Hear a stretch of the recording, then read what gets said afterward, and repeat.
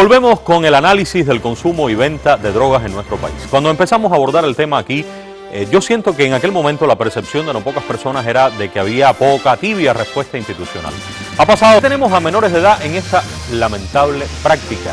¿Qué se está haciendo diferente o qué se está haciendo mejor para que los resultados no sean los mismos, los que tenemos hasta este momento?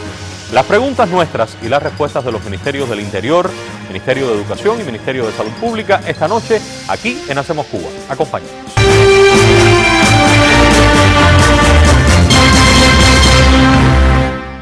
Hemos invitado su primera vez en el programa a la doctora Elizabeth Céspedes La Antigua, es psiquiatra y directora del Centro de Deshabituación del Adolescente del Ministerio de Salud Pública. Doctora Elizabeth, bienvenida a nuestro programa. Gracias.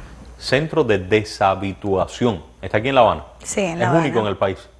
Es único en el país. Bueno, queremos que nos explique de qué se trata y otras preguntas que tenemos listas. El coronel Héctor Ernesto González Hernández es el segundo jefe del órgano de enfrentamiento antidroga del Ministerio del Interior. Coronel, bienvenido también.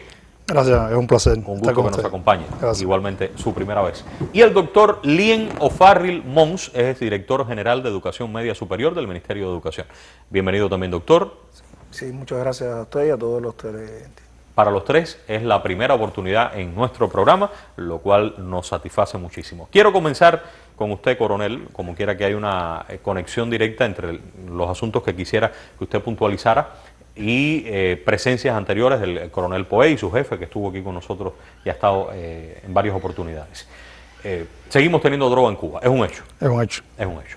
Sin embargo, ustedes están haciendo cada vez más cosas, también es un hecho. Es un hecho también. ¿Por qué?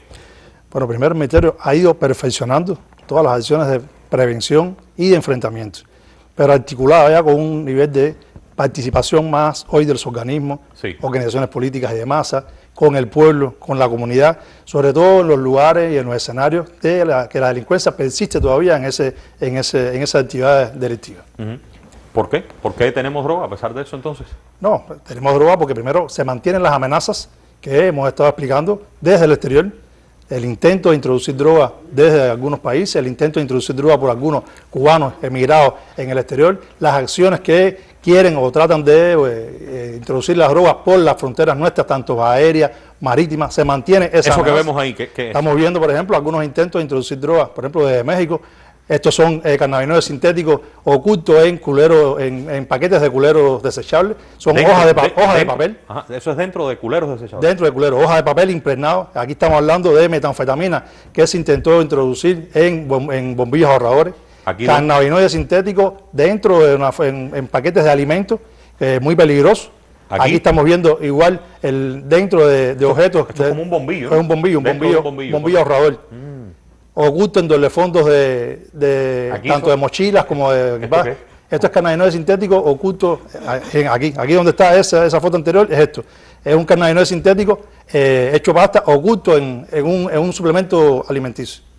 O sea que los principales intentos siguen siendo desde el exterior. Sigue siendo desde el exterior. O sea, la principal fuente de la droga en Cuba sigue siendo del exterior. Incluso, que no tenemos la imagen, pero sí hemos accionado sobre la doble operación de introducir droga y sacar personas, donde accionamos, por ejemplo, en Santiago de Cuba, 30 kilogramos que pretendían introducir y comercializar en el país. Ahora, la situación no es la misma en todo el país. Yo he estado recientemente en varias provincias y la gente me dice, no, pero aquí el problema no es igual a La Habana, el gran problema está en La Habana. ¿Ustedes creen lo mismo? Sí, pensamos siempre en las capitales, es donde mayor volumen, donde mayor tráfico, donde mayor también consumidores. Las capitales siempre generan un mayor poder adquisitivo y por lo tanto hay una mayor facilidad para estas actividades. Ahora, dentro del país también hay gente que intenta moverlas. ¿Estas imágenes son de movimiento dentro del país? Dentro del país. ¿Qué es eso? ¿Qué es lo que...? Esto es más de 700 kilogramos de... ¿Kilogramos? Gramos, 700 gramos de cocaína que intentaron introducir desde Holguín hacia la capital en un transporte público de una ciudadana que intentó introducir. ¿Esto qué es? Esto es marihuana, ocultos también en cajas donde se introducían con ropa, con otra forma, pero son paquetes de marihuana que se impregnaron y que de una manera se estuvieron trasladando desde Granma, por ejemplo, Granma o Holguín hacia la capital. El principal problema sigue siendo el químico este. famoso químico, el papelito, tiene distintos nombres. Sigue siendo hoy la droga que más hoy está haciendo con mayor daño y que con pocas dosis está contaminando mucho más. Sigue siendo el químico. En estos días he leído en redes, se habla de un nuevo químico, de un nuevo papelito. ¿Hay algo nuevo? ¿Qué hay de cierto en eso? No, se mantiene el mismo cannabinoide sintético. ¿Y por qué? ¿De dónde salió esto? Es un cannabinoide sintético hecho en laboratorios clandestinos en el exterior, en países que hoy los están produciendo. El químico y el cannabinoide sintético para nosotros viene fundamentalmente de los Estados Unidos y en el argot popular las personas le han llamado a ese cannabinoide sintético, a esa droga sintética, el químico, y que se impregna, por ejemplo, en picaduras y en papel. Y de ahí es el nombre también hoy del papelillo. ¿Pero por qué? Aquí mismo, en el estudio, alguna gente me preguntaba, pregúntale por la nueva, el químico nuevo. ¿De dónde salió eso? ¿Por qué hablan de un químico nuevo que dice que tiene más efectos que lo que había antes? No, realmente los cannabinoides sintéticos hay más de 400 formulaciones. Cada día ese traficante genera nuevas formulaciones, nuevas formas de ese químico. Sí puede haber nuevas formas. Puede haber nuevas porque formulaciones. Tiene nuevas sustancias, porque tiene nuevas combinaciones. Y los efectos también en algunos de esos químicos son mucho más potentes. Pero básicamente es lo mismo. Es el mismo cannabinoide. En Cuba, en las últimas formulaciones, se ha apreciado que tiene una mayor potencia en el efecto negativo hacia las personas. ¿Siguen siendo los jóvenes los que más están consumiendo? Mayoritariamente. Y es el que más nosotros queremos salvar. Bien. Quiero que venga para acá, porque ustedes están haciendo bastante, y aquí me trae algunos datos. De enero, estamos ahora mismo en un ejercicio en esta semana, desde enero hasta mayo, vamos a compartir esos datos y que me cuente, aquí en el caso de La Habana, que obviamente es la situación más compleja, en estos 4 ejercicios de una semana cada uno. Eso significa que por lo menos en un mes de 5, prácticamente ustedes han estado tiempo completo, en el enfrentamiento de estos temas. Nosotros, Humberto, a partir de diciembre, de la experiencia con el ejercicio nacional que se hizo a nivel nacional, aquí en la capital, el gobierno y el partido de la capital, diseñamos estos ejercicios a la tercera semana. Que esos resultados se extendieron. Tercera semana de cada mes. Tercera semana de enero, tercera semana de febrero, marzo, abril. Correcto. Y ahora en mayo. Que a partir de los resultados y la experiencia, hubo una indicación del primer ministro y se extendió estos ejercicios en la capital hacia todas las provincias del país. ¿Qué es lo que hacen en los ejercicios? En esos ejercicios, primero hay una integración, se ha articulado, ha habido una movilización de todos los organismos, de todos los órganos, de las organizaciones de masa, ha habido una articulación de todos los órganos del Ministerio del Interior en función del combate a la droga durante esa semana, que no quiere decir que durante el mes no será, al contrario, esa semana se refuerzan las acciones. Ha habido un rigor en toda la actividad jurídico-penal, en toda la severidad que hacemos nosotros y sobre todo también una divulgación, no solamente de resultados, sino de la educación a la población, sino también de las acciones, del efecto nocivo que tiene esto. Ayer yo estuve en un barrio de debate, en el barrio de Colón, en Centro Habana. Al final del programa voy a mostrar algunas imágenes porque lo interesante del asunto es que empiezan desde temprano. Barrio Colón en Centro Habana, las complejidades que tiene ese lugar ahí donde existe droga, todo el mundo lo sabe, y ha existido por años. Y se hace en el mismo lugar donde está la droga, pero empiezan por la mañana, y por la mañana ahí detuvieron, es cierto, a personas que trafican droga. ¿Qué siguió después? Nosotros Humberto, primero, son acciones que te decía, de enfrentamiento, que nosotros además 74 lugares hoy, como lo informamos en programas anteriores, 74 lugares que son los más de mayor proclividad, de mayor complejidad. Esos 74 lugares nosotros accionamos. Aquí está, 74 ambientes complejos en La Habana. Sobre 85 hemos hecho ya acciones concretas. Sobre el 85% de esos 74. ¿Qué se hacen? Primero, bueno, las acciones de enfrentamiento, cortes, expedientes, todas las acciones, los jefes de sectores con las informaciones también que surgen que tienen ellos, hacen acciones, cortan, en el caso de los órganos especializados también van desarrollando, pero en lo preventivo, aquí lo importante y estos ejercicios de la experiencia ha sido articular el enfrentamiento con la prevención. Y en lo preventivo se han desarrollado un grupo de intervenciones preventivas integrales de comunicación, donde participan menores, la Fiscalía, Salud Pública, en las escuelas. ¿En qué escuelas? En todas las escuelas donde están enclavadas fundamentalmente. ¿Las escuelas que están en estos lugares? En estos lugares. Sí. Que ya en esas escuelas, más del 90% de esas escuelas enclavadas en esos focos y ambientes han sido ya, cuando decimos eso, con una actuación ya, acciones sobre ellas. Pero con ir una vez no basta, coronel. Con ir una vez no basta, y en eso estamos nosotros permanentemente. ¿Qué otras acciones hacemos, Humberto? Ocuparon casi 20 kilogramos de droga. No, se evitaron que casi 20 kilogramos de droga llegara y contaminara a la sociedad. 20 kilogramos bastante. 20 kilogramos con la diversidad de las drogas. Estamos hablando de los químicos, los cannabinoides sintéticos, de cocaína, de marihuana y también de otra droga sintética muy potente que es la anfetamina, el cristal. Tienen 810 expedientes. Hoy se lleva como parte de la Fiscalía, los órganos nuestros de instrucción y la Fiscalía, más de 800 expedientes que tienen que ver no solamente con las acciones de los ejercicios, sino también de todas las acciones que durante todos los meses se van desarrollando. Y 342 personas están acusadas y la mayoría en prisión. La mayoría en prisión provisional. ¿Qué hacían estas personas? Traficar, expender, servían incluso a veces también, eran parte de esos vínculos, esos corredores que como decimos nosotros, que buscaban los puntos, pero tienen una participación activa en todo el tráfico y expendio de droga. Si hacemos 4 ejercicios más, salen 342 personas más, sin problema. No es lo que queremos, pero sí, nosotros lo que Sí queremos. pueden salir, ¿verdad? Sí puede salir, Sí, sí puede salir. Y si seguimos en estos 74 focos y terminamos con este 15%, en los lugares, vamos a ver, para ponerle nombre a esos lugares, otra imagen, porque aquí hemos hablado de esos lugares complejos y después mucha gente escribió y dijo, menciónenlos de nuevo, digan los lugares. Intervenciones integrales en 8 lugares de La Habana. Cuénteme de esto, coronel. Bueno, en Sierra y en Buenavista, lugares donde había informaciones de que la propia población Sierra y Buenavista, en Playa. lo estaba demandando.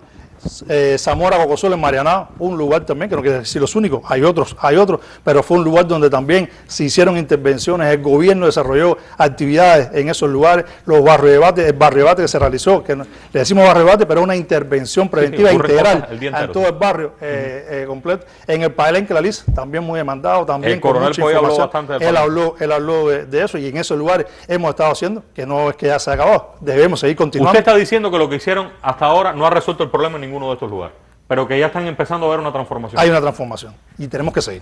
Y tenemos que seguir no solamente nosotros. ¿En Altabana, Boyeros? En Altabana, No Boyeros. sabía que en Altabana, Boyeros había una Y autopista. tenemos otros lugares en Boyeros también. Jesús María, La Habana. Ajá. Muy importante, algo de lo que hablábamos, es la creatividad, la iniciativa del gobierno, de las organizaciones, en esos lugares donde han hecho, por ejemplo, sketch donde los niños, los jóvenes han hecho manifestaciones desde el punto de vista de rechazo a las drogas. Diezmero en San Miguel del Padrón y el Canal en el Cerro. Los dos muy importantes. Y en el caso de San Miguel del Padrón también consideramos que tenemos que seguir haciendo Coronel, eso. el que me esté viendo ahora en Zamora Cocosolo, en el Palenque, en Altabana, en Jesús María, y diga, oiga lo que dice el coronel, si esto aquí está todavía campeando por su respeto. ¿Cuál es el mensaje para los traficantes que están en todos esos lugares? El mensaje que usted tiene. Que vamos a seguir. A los que no han llegado todavía y están viendo el programa ahora. Que vamos a seguir, que si están... Dígaselo aquí, cámara 3, que dígaselo vamos, usted. Que vamos a seguir y que si no se quitan, realmente tendrán el peso de la ley sobre ellos.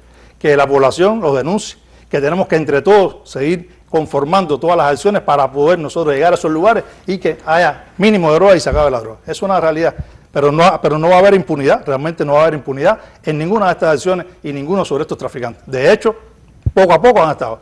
Ha habido informaciones de que se ha dicho de que en la tercera semana me voy a aguantar, voy a quitarme. No. La tercera es un refuerzo, pero el combate es permanente. En la primera, la segunda y la cuarta. Es permanente. Gracias, coronel. Bueno, te invito a que tome asiento. Vamos a seguir. Profesor, con usted, doctor Lien O'Farrill.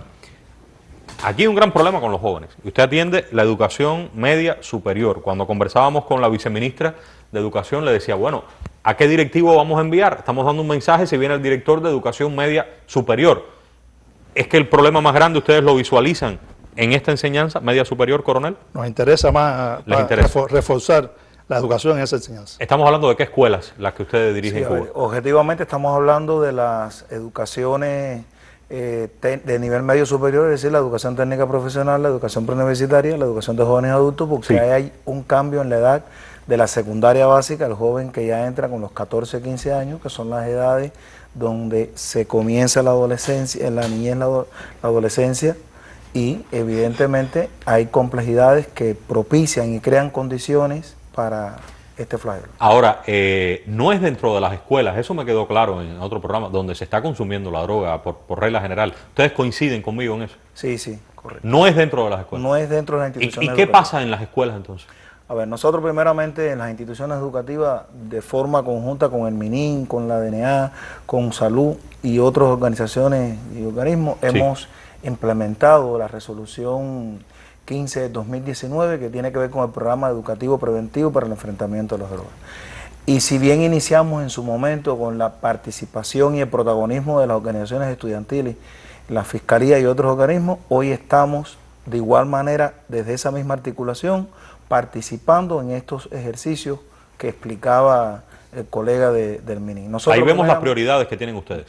Primeramente nosotros tenemos la capacitación y la preparación de todos nuestros docentes directivos para todo lo que tiene que ver con el diagnóstico, identificación y los protocolos para la detección y el tratamiento. ¿Quién prepara a los maestros con la cuestión de la droga? En el tema de la preparación de los colectivos pedagógicos, nosotros tenemos una sistematización de la experiencia desde los seminarios nacionales, provinciales, municipales y a nivel de institución educativa, donde con nosotros comparten también especialistas del MININ, de salud, de la fiscalía. ¿Qué más, profesor? Se contextualiza. De igual manera, la preparación metodológica que se da a nivel de institución educativa, el tercer perfeccionamiento también con la actualización de los planes de estudio, también ha enriquecido los contenidos relativos a esta temática, lo que permite el tratamiento curricular. Hay un tema para nosotros muy valioso en las instituciones educativas que tiene que ver con el perfeccionamiento de las comisiones desde lo intersectorial y lo multifactorial, es decir... Tradúzcame eso, por favor, doctor. Bueno, es la articulación y el vínculo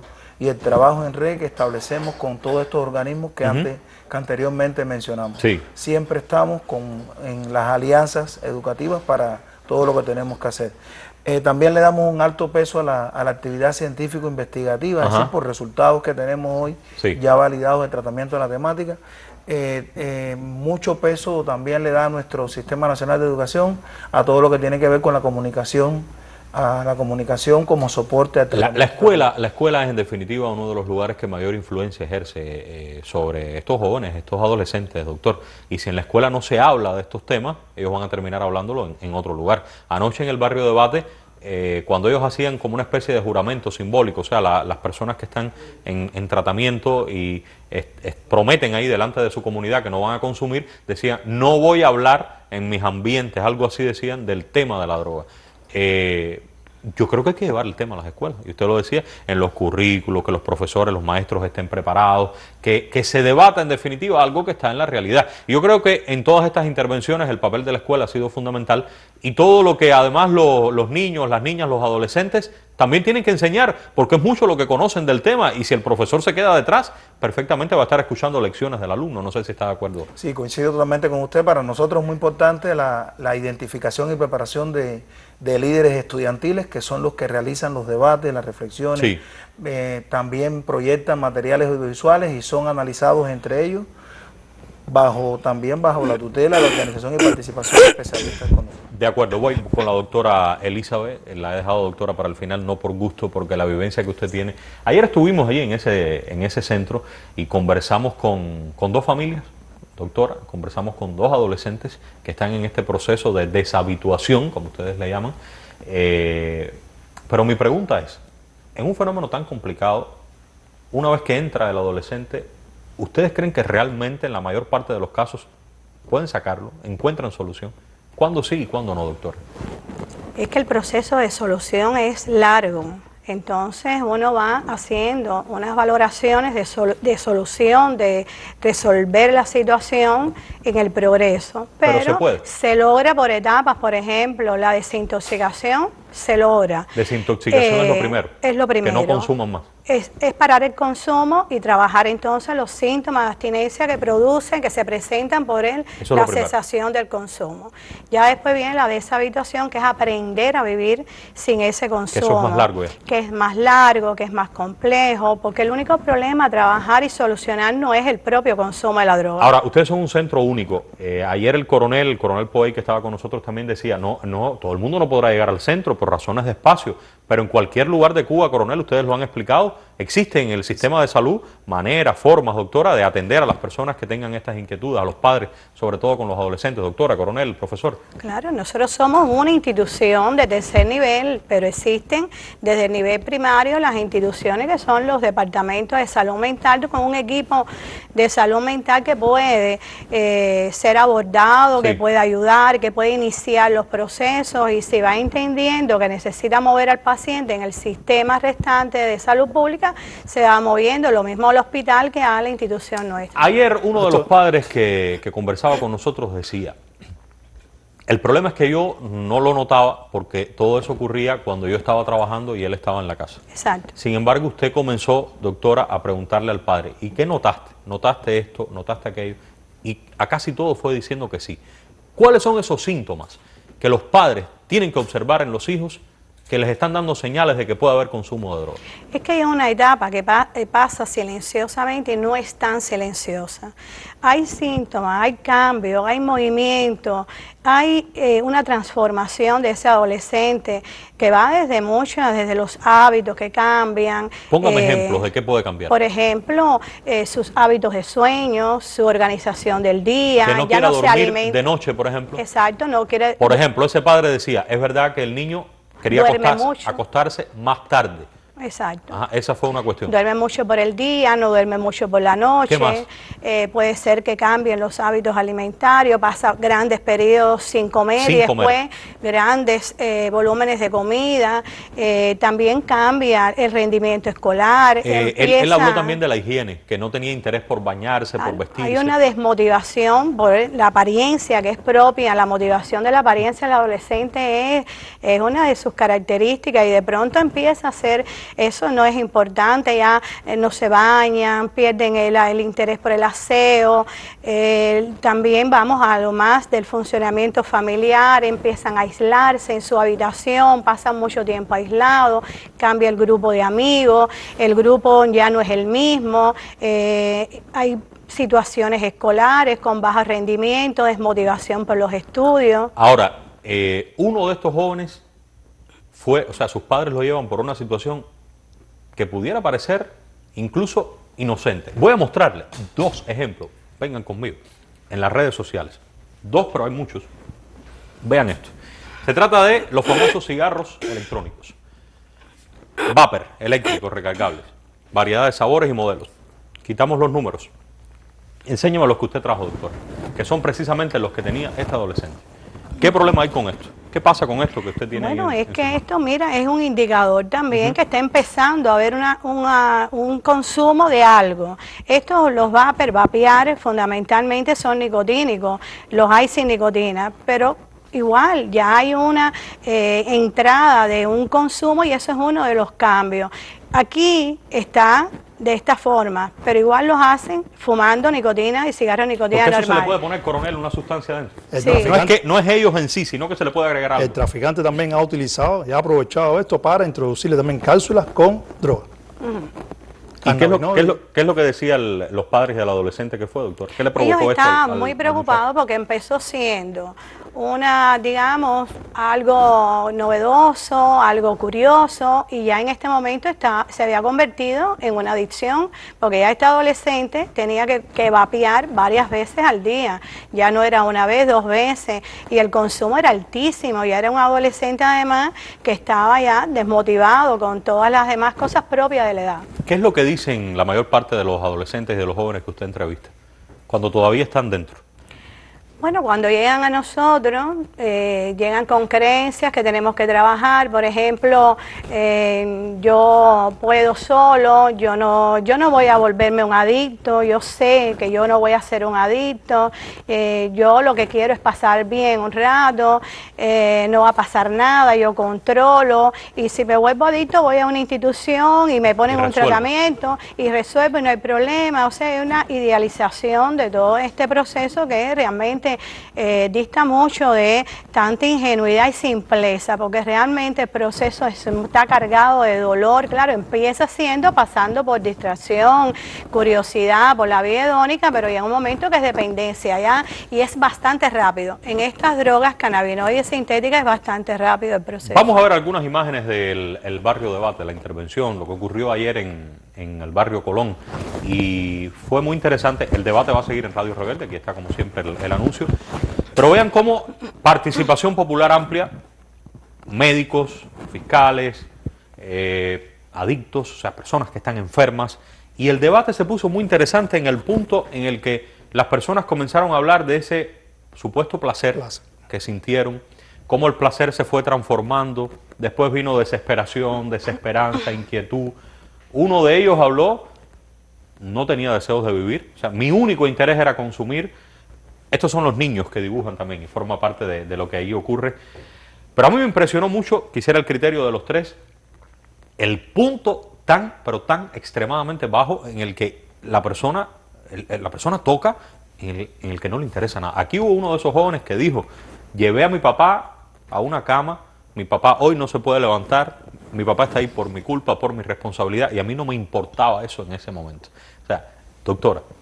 Sí, hay una desintegración de ese ser humano porque las drogas afectan desde lo biológico, no solamente lo psicológico, que es la depresión, etcétera, también lo biológico, en la parte del cerebro, el sistema nervioso central, cambia toda la bioquímica, cambia el sistema de recompensa relacionado con una urgencia, un placer, que cuando ya pasa un tiempo y hay tanta tolerancia y hay que repetir y repetir y repetir, en un momento que ya ese placer no es lo que se está sintiendo. Yo tengo pacientes que dicen, ya yo sufro sin consumir y sufro consumiendo. Las dos cosas. Sí, las dos cosas. Entonces, ahí es precisamente donde hay una rendición de ese ser humano cuando se da cuenta en qué se ha convertido y se encuentra con su propio vacío, con su propia infelicidad. Destruyen, Humberto, destruyen familias, destruyen comunidades y sobre todo también alimentan y enriquecen a otros, que lo que hacen es envenenar a la sociedad. Por eso ese falso placer, y por eso siempre decimos que mejor no empezar, porque verdaderamente lo que hace es destruir al ser humano.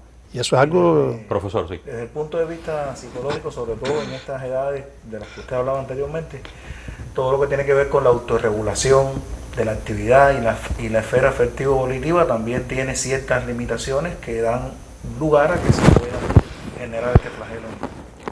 Aquí hay varias ideas. Primero, tenemos droga. Y el asunto aquí está en una reflexión sencilla pero a la vez profunda. Ese puede ser el eje central de esa reflexión. Ya lo hemos dicho. Si hay mercado, si hay quien consuma, si hay quien busque droga, habrá quien venda droga. Miren, por más presos, por más años que se impongan en los tribunales, esa no es la única ni la más contundente respuesta. No lo es. La clave está en no empezar. Vamos a seguir debatiendo en Radio Rebelde, en no probar, en que no haya una primera vez. Vamos a seguir con el tema y su análisis en próximos programas. Agradecería muchísimo todas las vivencias, las opiniones que nos hagan llegar, que serán de suma utilidad. En 7 días nos vemos en